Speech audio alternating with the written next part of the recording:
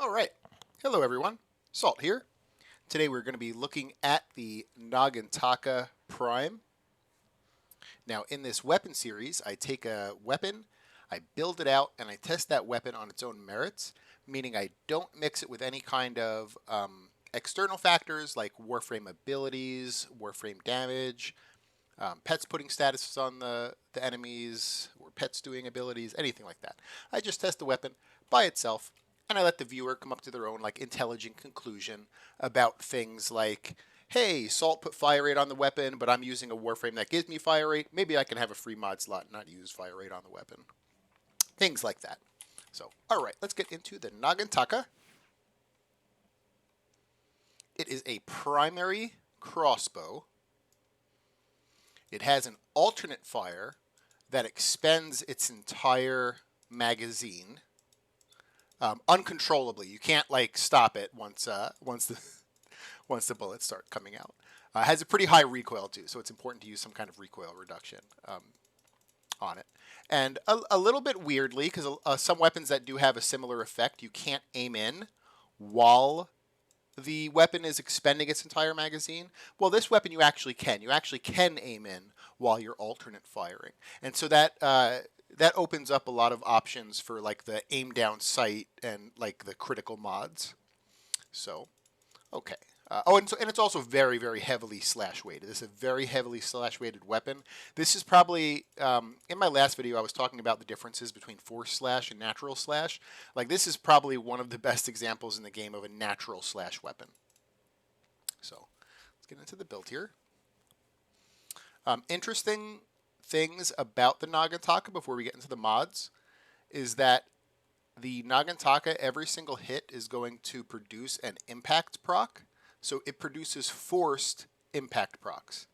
And, going back to the forced versus natural, the difference between a forced and a natural impact proc is a forced impact proc always happens. So let's just say our status chance was 100%.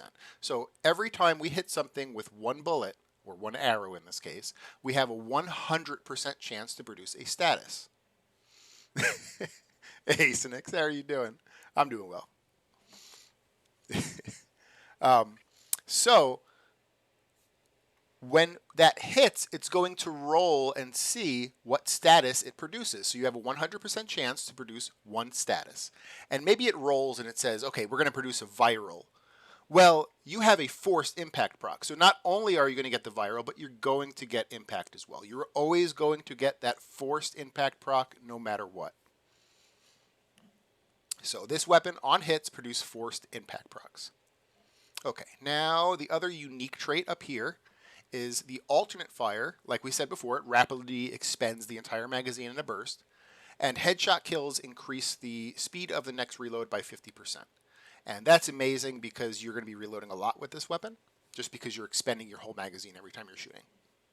And also the little niche thing is if you use it with Garuda, you get a natural +1 meter punch through. That's nice, but we're going to be putting punch through on the weapon anyway, so it doesn't really matter too much. Okay, so let's get into the mods finally here. We're going to be going for Galvanized Chamber for multi-shot, Galvanized Scope for crit chance, Galvanized Aptitude for status chance and direct damage per status type affecting the target. And I did a lot of testing this morning about this slot. I did about an hour and a half of testing on this one mod slot right here. And I'll explain it when we get done with all the other mods. I'll go back to this slot right here. This one here is going to be Prime Shred. So this is just going to be a fire rate mod, so to let you expend your magazine even quicker. And it's going to give you punch through. Punch through is really important for single target weapons, like non-AoE weapons, because they let single target weapons start almost becoming multi-hit weapons because of the punch through. So it lets a single target weapon be more competitive with AoE type weapons. So Prime Shred is unfortunately a login reward. So if you don't have Prime Shred, the regular version of Shred is quite weak. It does have punch through, but it's quite weak. I would actually probably just suggest using a regular fire rate mod in that case. Any fire rate mod, really. You just pick one you like. Critical delay for crit chance. Thanks for following, our fan. Yeah, a lot of galvanizing. I know I didn't have galvanized aptitude on for a long time. I'll go back to this slot, but I did a crap load of testing on this slot with like 5 different mods. I almost didn't have galvanized aptitude, but it is the way to go. So critical delay for crit chance, vital sense for crit damage, and then we're going to use these two here for cold and toxin. Sorry, cold and toxin to make viral. So the 60-60 cold and the 60-60 toxin to make viral. Now, on a lot of builds, I like to actually use prime cryo rounds instead of rhyme rounds because like it just increases a little bit of base damage. Now, the reason I'm not doing this on this weapon is because we are actually making a natural slash weapon. And so it's important to get as much status chance as we can. And so we're not going to be going with the big 165 prime cryo rounds. We're actually just going to go with the little 60-60.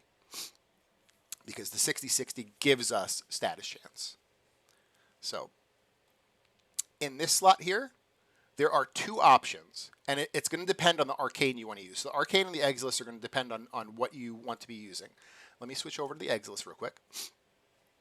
So this weapon absolutely needs recoil reduction because you're going to be shooting it in its alternate fire mode and it has ridiculous recoil. Now, I'm going terminal velocity here instead of stabilizer, which would give me that weapon recoil, because I'm going with primary deadhead as my arcane, which gives me negative weapon recoil. But your other option is instead of going primary deadhead, if you wanted to go primary merciless, because primary merciless is going to give you a little bit more reload speed, that would be an option too, but then you would have to go stabilizer here because you need that recoil reduction. When we get into the gameplay, you'll see how much this thing kicks. Even with negative 50% recoil reduction, it still kicks like pretty heavily. So you need at least one of those. So you either go deadhead and terminal velocity, or you go merciless with stabilizer as the Exilis. Okay. Now going back to this galvanized aptitude slot here. So I did a lot of testing with a lot of different things. And the first thing I thought of, a lot of weapons that are natural slash, like if you try to build them for force slash is just better because it's usually just better to go all crit chance and have your force slash and that's it. And so things like hunter munitions, for instance. That was the first thing I thought of was hunter munitions. I was like, well, this is a hybrid weapon. It has a high crit chance. Yes, it has natural slash, but force slash is usually better. And so I had put hunter munitions in this slot, and I was doing testing. And then I said, well, this weapon produces forced impact procs. So what about internal bleeding? Internal bleeding is like hunter munitions. So hunter munitions produces a slash proc on a crit 30% of the time. And if you look, base, this is without conditionals, we have a 75% chance to produce we have a 75% chance to have a 30% chance to produce a slash proc. Well, if we look at internal bleeding, impact status effects have a 35% slash to produce a slash proc. And since this has forced impact procs, that means it's a 100% chance to have a 35% chance to produce a slash proc. And so I was like, internal bleeding seems better than hunter munitions. And so I had a sample size of 20 enemies that I brought up in the simulacrum. And this is all without conditionals. So galvanized scope was not, the conditionals of it here were not taken into effect. And these were all aiming for body shots. And in my testing, even though it had seemed like internal bleeding was straight up better than hunter munitions still performed better than internal bleeding. So with the sample size of 20 enemies, I shot an entire salvo into like their chest level. Hunter munitions produced 225 slash procs, and internal bleeding produced 214. Now, those are very close. And so, like, normally I'd be like, well, they're kind of the same. But they shouldn't be the same is the problem. Internal bleeding should be a lot better than hunter munitions. So the only thing I can think of is that internal bleeding well, let's talk about impact procs themselves. Impact procs only stack to 5, and they last for 6 seconds. So I'm not 100% sure why, but this is my theory. My theory is that when you produce more impact procs, they'll only refresh if the duration is under 6. So like let's say, you know, I'm shooting my entire magazine of the Nagantaka, 11 rounds. Well, maybe the first like half of that salvo, that 6-second timer on the impact proc hasn't gone down to 5. And so it's not actually producing more slash procs. That's the only thing I can think of, because numbers wise, internal bleeding should have been better than 100 munitions. But in testing, and again, this is only a sample size of 20. Maybe if you guys, did it, you got a sample size of like 100 different enemies each, then, you might have different results. But it seemed like Hunter Munitions was better than Internal Bleeding, even though Internal Bleeding looked like it should have been better. So Hunter Munitions better than Internal Bleeding. So that was in this slot for a while. And then I said, well, now I have to test Hunter Munitions up against Serration. Because Serration is just a straight up 165% damage increase, which also increases the size of your slash procs. Because slash procs are based on weapon damage. And so I tested Hunter Munitions. I shot at 20 enemies. And it was a little bit less mathematical for this and more like subjective. I just looked at the health bars and I saw that Serration, an entire salvo shooting into the chest, was a lot stronger than Hunter Munitions. And my conclusion was that this weapon already produces a lot of slash procs on its own without Hunter Munitions. And so having Hunter Munitions on the weapons doesn't really make it that much better. But Serration does, because Serration increases the size of the natural slash procs you're going to be getting.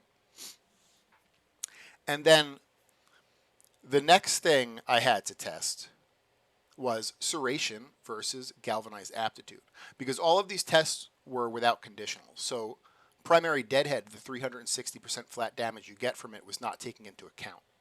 And so Serration, yes, it did look better than Hunter Munitions, but I reckon that if we had the full 360% damage increase from primary deadhead, Serration would have had less of an effect, and Hunter Munitions might have been more like at the same level as Serration at that point. So I was like, okay, we gotta look at Galvanized Aptitude now, because Serration is better than Hunter Munitions, and so now I got to test Serration versus Galvanized Aptitude. And right off the bat, I liked Galvanized Aptitude because it's 80. Because right now we're going for a natural slash build, because now we've already gotten rid of Hunter Munitions and we got rid of Internal Bleeding, which would be the forced slash builds. So now we're going for more of a natural slash build. And I immediately liked Galvanized Aptitude because it has the 80% status chance. And so it boosts your status chance over 100%. Sigma and Octantis. I think that is a weapon I still don't have. I'm pretty sure that's a login weapon. Yeah, I think that one. And I still need one part for the... yeah, it's a login weapon. I think I picked all the other weapons instead of that one. I think that might be at like either 700 or 800 days logged in, and I'm like 690 something. So I'm heading up on something. So I'll have to check, but I don't think I have the Sigma Noctantis. Galvanized Aptitude. Boost your status chance over 100% chance. So, and then you get 40% damage times 2, so 80% damage for each unique effect on a target. So for this to be better than Serration, it needs to be producing 2, probably 3. Well, yeah, it does need to be producing 3. It needs to be producing 3 effects on the target on average to be better than Serration. And right off the bat, it always produces 2, no matter what, because you have a 100% chance for this to roll one of these items. And then you also get a forced impact proc. So you're always going to get 2 elements per shot, and that's not taking into account multi-shot. Multi-shot's probably going to give you your 3rd, 4th, even 5th element on the target. And so Galvanized Aptitude is better than Serration in some circumstances. And I was talking before about how there's not always a right and a wrong answer. People like kind of poo-poo on serration and they say, oh, it's just 165. It's not really that great.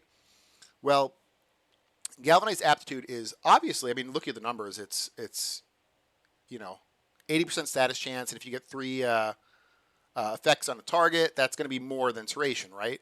Well, this is only going to work on the second shot and onward. Like the first shot is the one producing those status effects, and the second shot is the one actually taking those status effects into account. The 165 on serration is always taken into account. And so on enemies that die very quickly, so we're talking about like trash enemies. On trash enemies, serration is better than aptitude. On Acolyte's aptitude would be better, and on Eximus's obviously aptitude would be better. But on trash enemies, serration would still beat out aptitude. But we're going to be, we have an easy time dealing with trash enemies anyway, so we're going to be using aptitude because it's going to be almost at the same level on trash enemies as serration, but it's going to be a lot better against Eximus's, Thoraxes, and even Acolytes. So that is how I came to the conclusion that aptitude was the best one in that slot. A little bit of a rabbit hole I went down there, but that was it. So, and now with galvanized scope, we're going to be at like 50-50, 50-50 orange and yellow crits. So pretty comfortably in that. Okay, so that is it for the Nagantaka build. What we're going to do now is we're going to do a 10-minute Kuva survival. I'm going to show this off, killing some trash, killing some acolytes. Steel path, of course. So make sure I have the same build up. Yep. We're going to be using an Inaros with no Archon shards, no mods on the Inaros that affect weapon damage, no arcanes that affect weapon damage, and with a pet with no sentinel weapon and no mods on the pet that affect weapon damage. That way we could just test the Nagantaka by itself.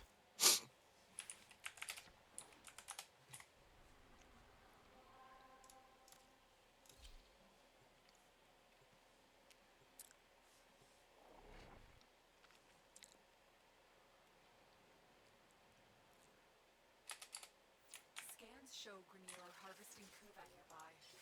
Set off the alarms to draw them out. Then steal. So you're actually going to be alt firing this all the time. I'm using my 4 here to just double my armor, and that'll be the last ability I use. So you're going to be alt firing this all the time at enemies. Use these to sustain your environment or attach Kuva catalysts to begin harvesting. You're going to be trying to get headshots. 100% of your shots don't need to be headshots. Even though you have galvanized scope only requires that you get headshots once in a while for you to maintain your stacks. So don't worry about like every headshot needing to be a headshot or every shot needing to be a headshot. It does not need to be like that. Just aim head height, and if you get some headshot kills, you get some headshot kills. Look at that. I'm already at 5 stacks of scope, and I'm not even trying really. I'm just kind of aiming head height and just letting it rip.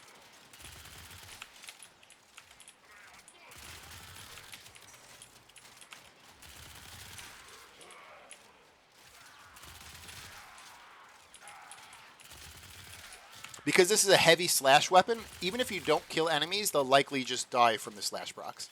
So let's see. Let me get a salvo down this hallway here. So I'm not going to shoot anymore, and they're all just going to be dying from their slash procs. That guy only has 1 left on him. But look how big that slash proc was. That was doing some good damage to him.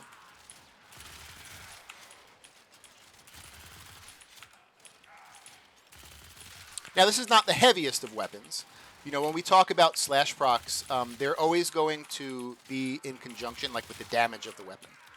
So if you have an assault rifle that is, maybe the assault rifle is high DPS, but each individual shot is really, really low damage. Slash is going to do really pitiful on that weapon. You're going to have these. You might have 300 slash procs, but they're going to be these little pitiful slash procs that you could barely even tell. But this weapon, I mean, it's not the heaviest of weapons. You're not going to get, like, giant, like, 1-tick killing slash procs. But you're going to get, like, decently sized, noticeable slash procs that will finish off enemies.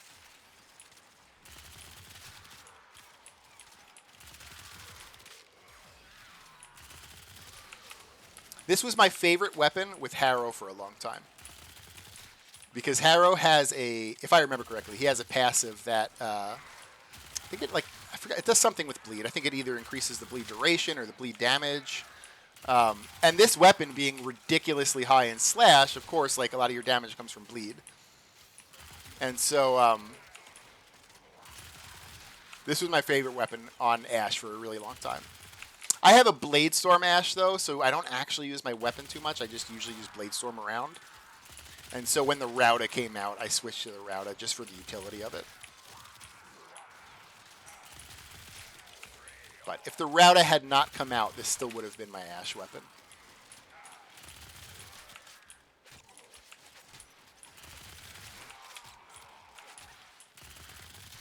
All right, let me head to the first set of life sports before I forget about them.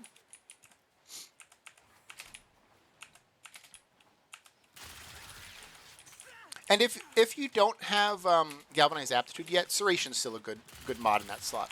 It's very close to Aptitude, honestly. For trash enemies, it's actually better than Aptitude.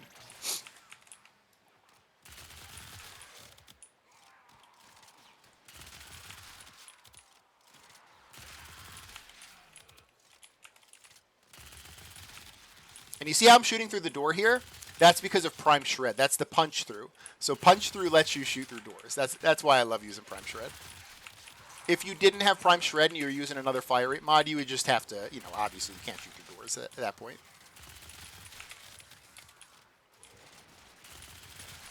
I would definitely recommend picking up Prime Shred as your first.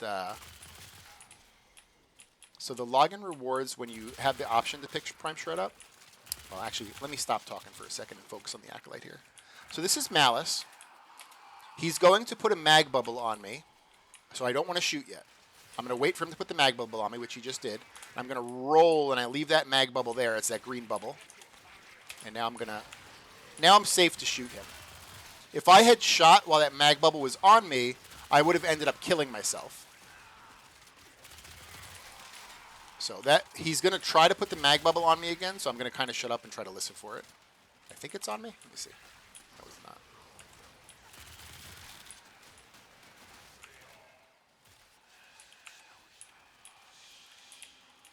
Where is he? Did I lose him? Is he up top? No, it's not him. There we go. He put the mag bubble on me right there. I'm going to roll, drop it off, and I'm going to pick this up here. I think that's him right there. Is that him?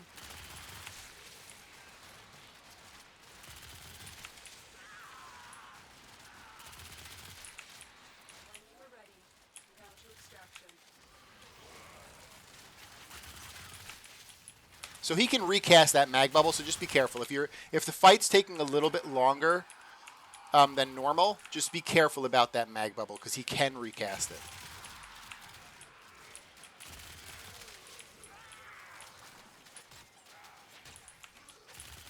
And Warframes do ridiculous amounts of damage. Like, so, you know, even though I'm playing an Anaros with 10,000 health, I will kill myself in about half a second. So it's very easy with Malice for him to make you kill yourself.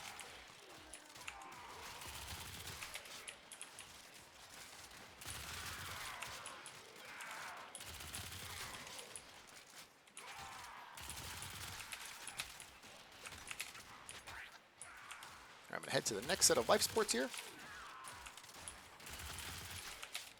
Now, the single shot mode is also not bad. The single shot mode is also a fine mode.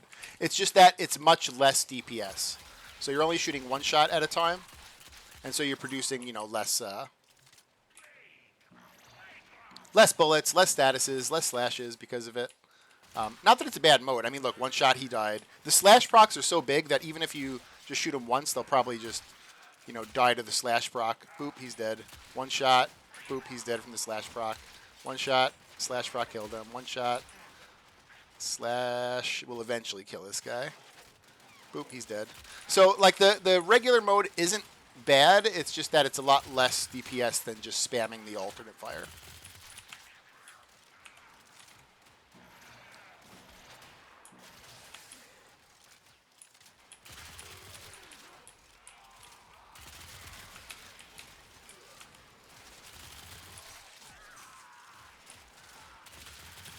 Oh, and let's look at those statuses too. Let's find like a clean enemy and get some like do a single shot on him and look at the statuses produced. It will be at least 2, but sometimes it'll be more. This is a clean enemy right here. Look at that guy. So he has 3 unique statuses, but 8 status effects total from a single shot. That was a single shot of the primary fire.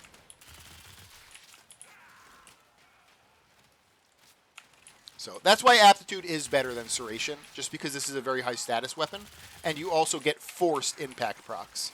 So you're always going to get basically a free unique status on the weapon.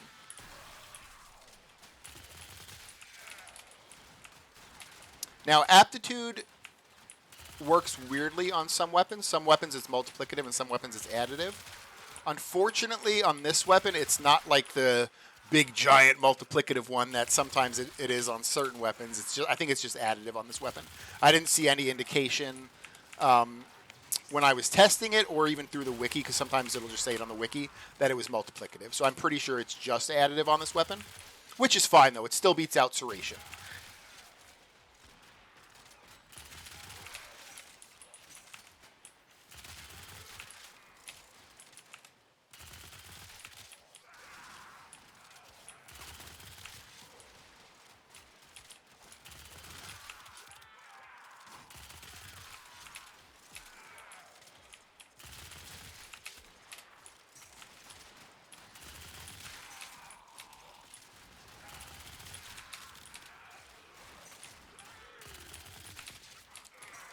I try to, I enjoy playing like strong weapons, and like some of the meta weapons are fun, but I enjoy more like theming my Warframes. And so I like to use things that either look nice with maybe the fashion frame that I have going on, or they look like a weapon that the Warframe himself would use. And so like even though like yeah, the Torrid is better on Ash than the Nagantaka just because the Torrid is strong, I would still use the Nagantaka on Ash just because I feel like it themes better with him. And it's still a very powerful weapon.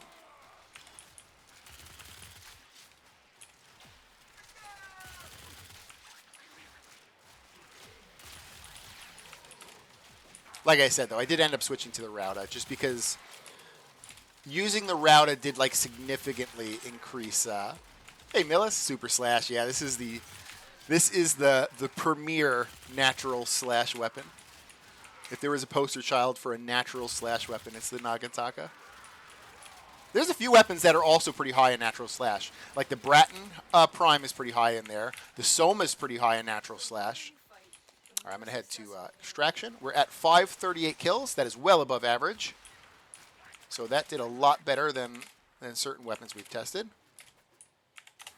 That did actually about the same level as some of the Incarnins we've tested. So that did pretty well.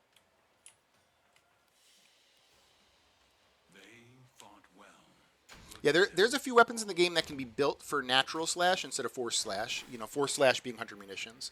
And that'd be like the Bratton and the Soma. The unfortunate thing is that sometimes force slash is just straight up better. And so like for the Bratton and the Soma, I haven't done a video on them yet, but if I remember correctly, I think force slash ends up being better on those two. Even though they can be built for natural slash, I think force slash just ends up being better for those two. Where this weapon, natural slash is a lot better. So we're going to do a 10-minute Lua real quick, just because Lua enemies are going to be a little bit higher. They're going to be 180 to 200, and they're also going to be mixed. They're not just all going to be Grineer. So let's get into the Circulus here. And it's also going to test this build against Thraxes, which are kind of like super Eximuses. And this weapon is very good against those type of enemies, so I don't think we're going to really struggle.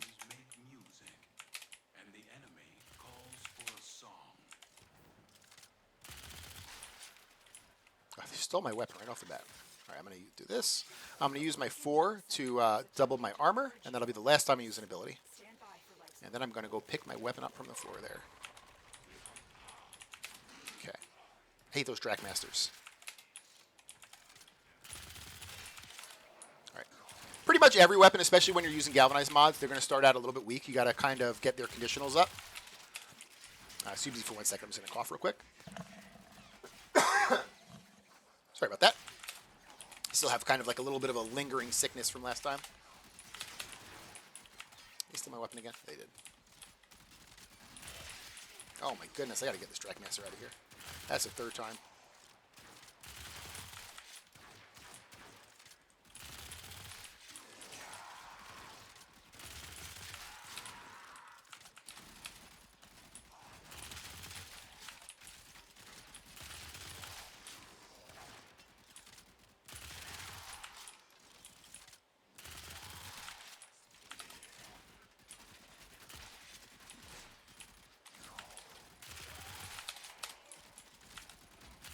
These Drakmasters in these Lua conjunctions are like my arch nemesises. Arch nemesi.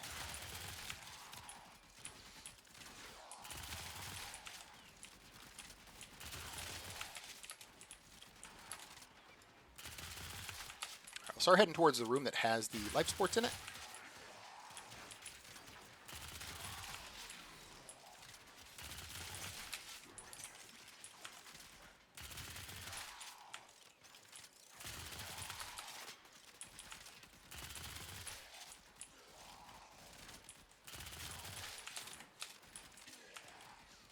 Now, if you wanted to go, like we were talking about the build before, and I'll talk about it again before we end the video.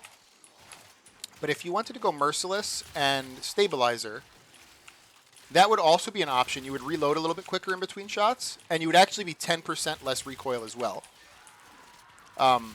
It's just that you would lose out on the projectile speed, which doesn't make that big of a difference, like at this range right here. But if I was trying to shoot enemies at like medium range, like maybe like right there, you would kind of get that like drooping effect that like crossbows and bows sometimes get. So not a horrible thing, but if you don't like that drooping effect, then keep the build the way I have it. Or if you don't mind it, then Merciless will give you a little bit more reload speed, and Stabilizer instead of terminal velocity would give you like 10%, not really that noticeable, but like 10% more recoil reduction. All right, let me hit a few of these life sports. All manner of Warframe technology may work here due to the Circulex's proximity. If you have a necromech, you may use it.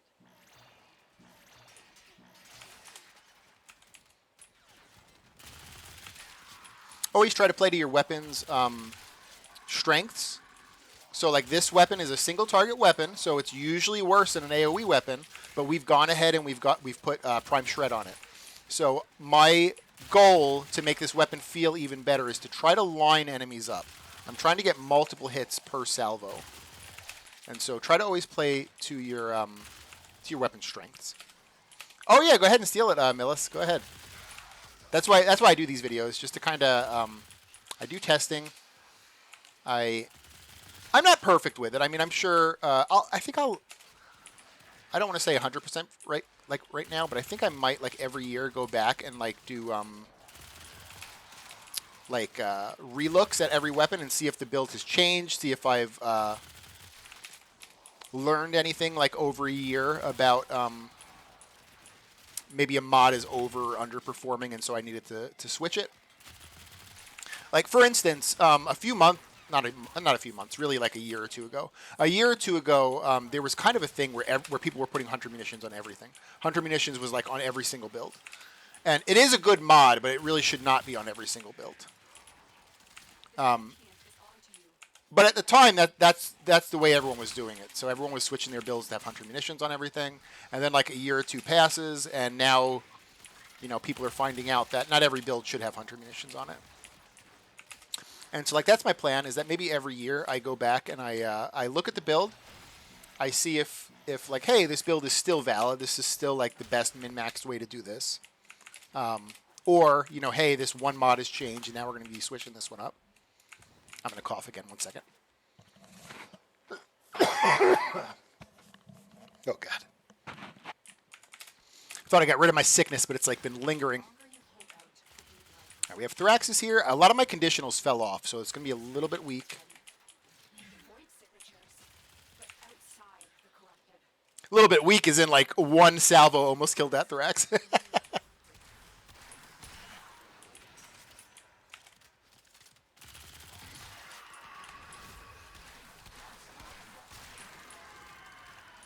All right, we dealt with the Thraxes. Let's hit this life support, and we'll try to stabilize a bit.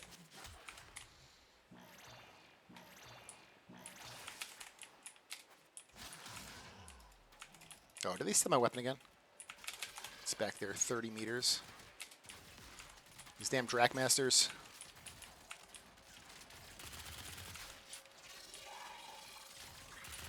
There he is.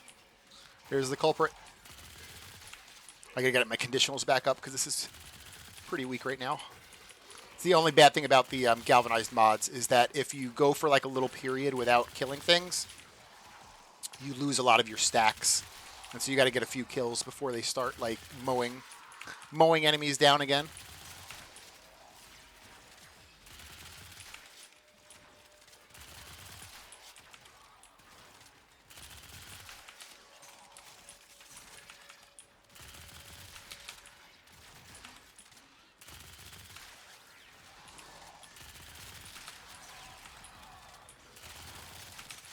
And with this weapon, like as far as Rivens go, I think crit chance would be really nice because you see how it's in like, it's like 50-50, yellow and oranges when it's at max stack of Galvanized Scope. I think if you got a Riven that had crit chance, it would put you into full oranges like pretty easily. You might even be seeing some reds with a crit Riven. Maybe. It would definitely put you in full oranges. I just don't know if you'd be seeing any reds with a Riven. Status chance wouldn't be bad.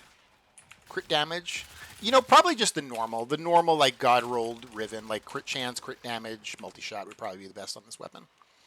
But status chance wouldn't be bad either, since this is a natural slash weapon. Status chance would also be pretty good. You don't really need more fire rate. Like one fire rate mod is enough.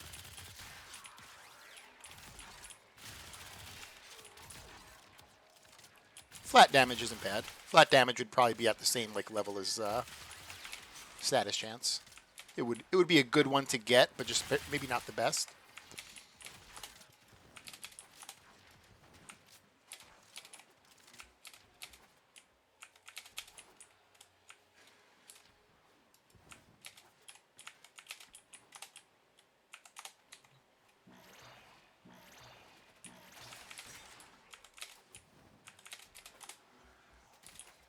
Oh, also, so I know I'm on Twitch right now,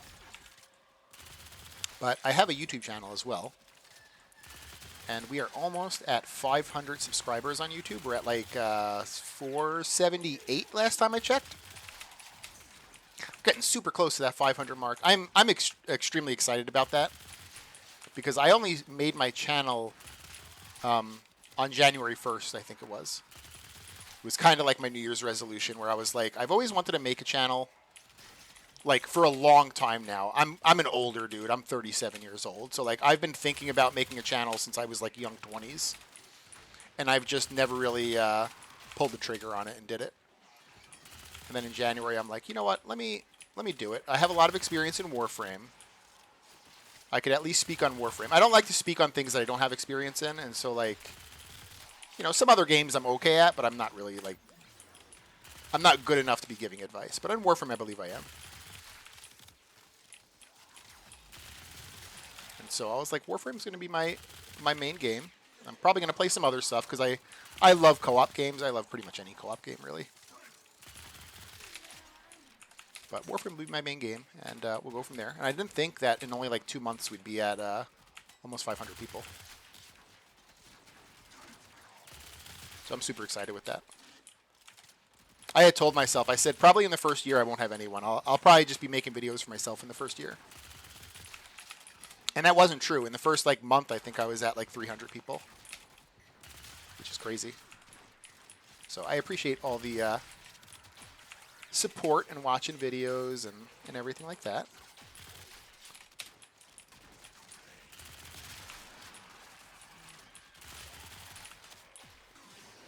Don't worry, I'll take very good care of Verena. I have just the spot in the kennel for her.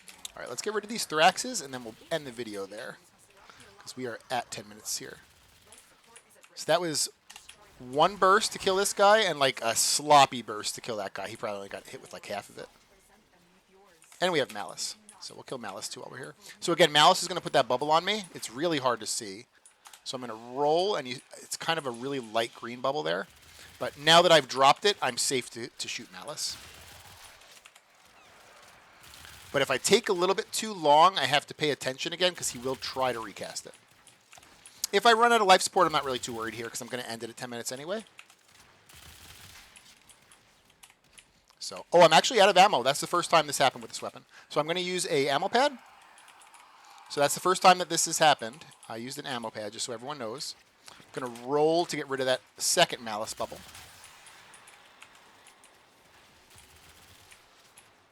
try to find him in this group of enemies. There he is.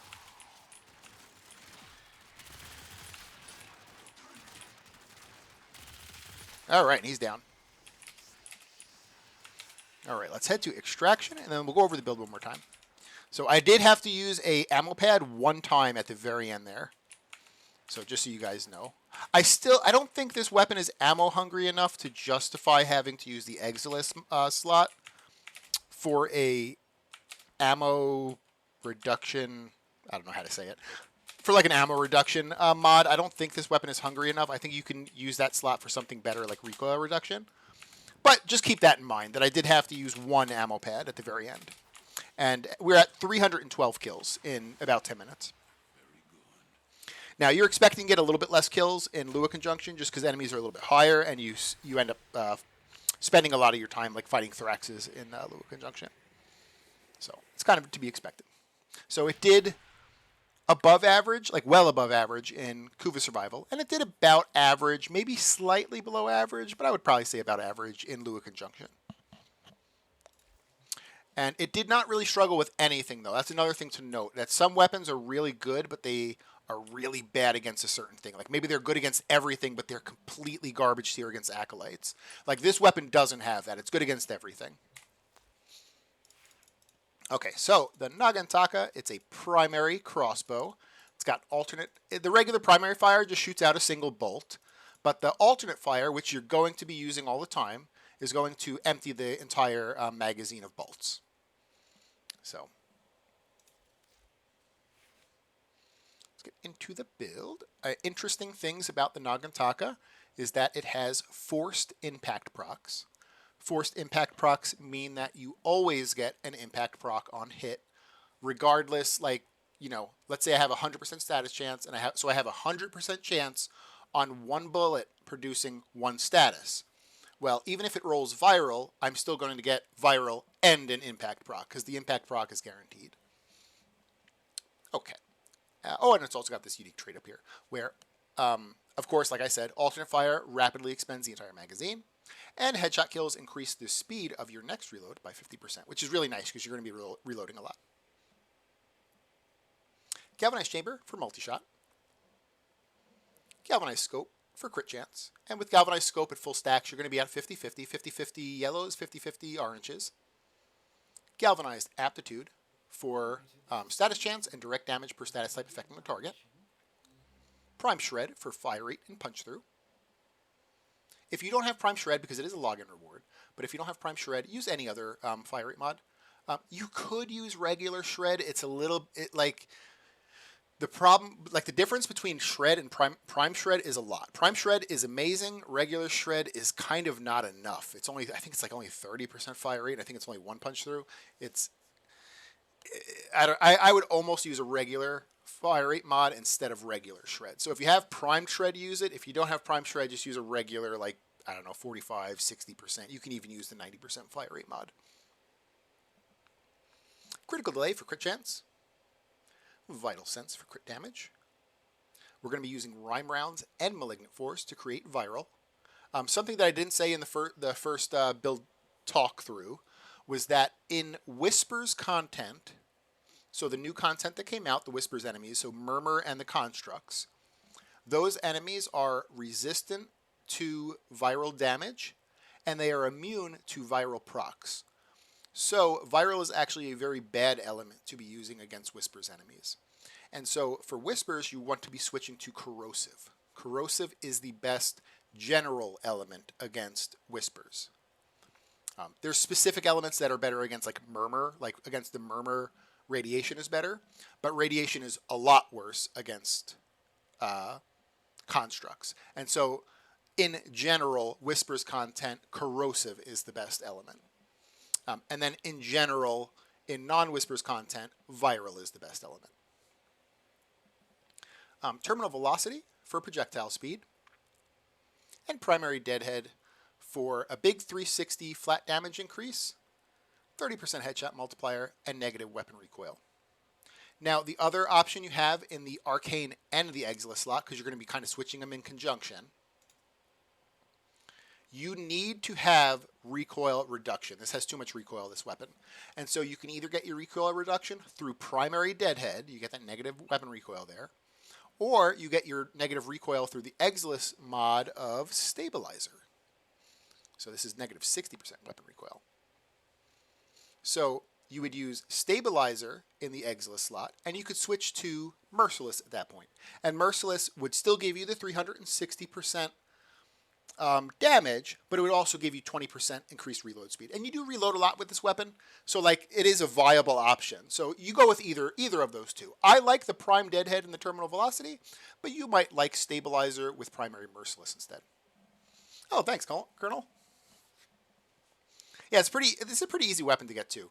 I don't think this is like, I don't know if it's vaulted or unvaulted right now, but I think this is like, it is frequently unvaulted, this weapon. I think it's pretty easy usually to get. So that is it with this build. I think I explained it pretty well. I don't think I missed anything. If you like the build, give it a like. If you're on YouTube, and consider subscribing, or tell me what I can do to earn your sub. And I appreciate you guys watching. Thank you so much. Have a good day.